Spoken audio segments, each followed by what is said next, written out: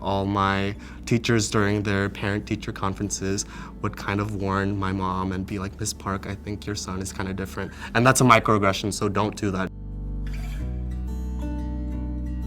So I'd say the absolute number one thing that a parent can ever do for their child is to listen. Like, please, please, I can't tell you how important it is to just have a parent to listen to what you have to say about your identity, about your experience, about what's frustrating about being queer, about what's wonderful and amazing about being queer, and to have that be validated. Try really hard to get your kids' pronouns right.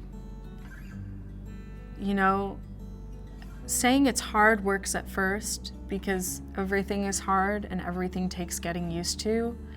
But if it's a year later and you're still not getting your child's pronouns right, then that's not on them, that's on you. I've always loved makeup, and so I feel as if I shouldn't have to completely abandon my love for makeup artistry just because I want to be perceived in a certain way.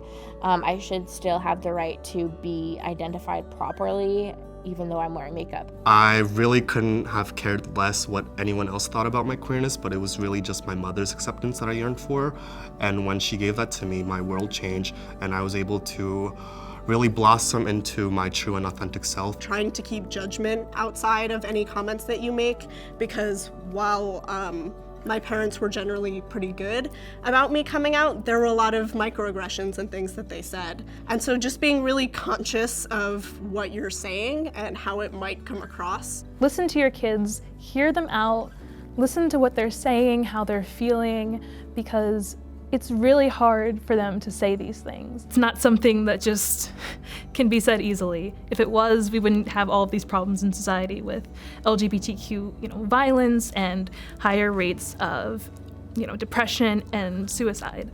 One of the main things that's really important for parents to do to support their kids is to give them space, to not make any assumptions about what this time in their life means. So I know a lot of parents, my parents included, have said things along the lines of like, well, don't make any decisions yet, you're young, which is a good sentiment to have if you're gonna have that sentiment across the board, not if you're only gonna say that once I decide to tell you that I'm coming out as queer. The parental support is what queer children need. Hear them out, validate their feelings, tell them that, you are valid and your feelings are valid too. And any words of affirmation are always good.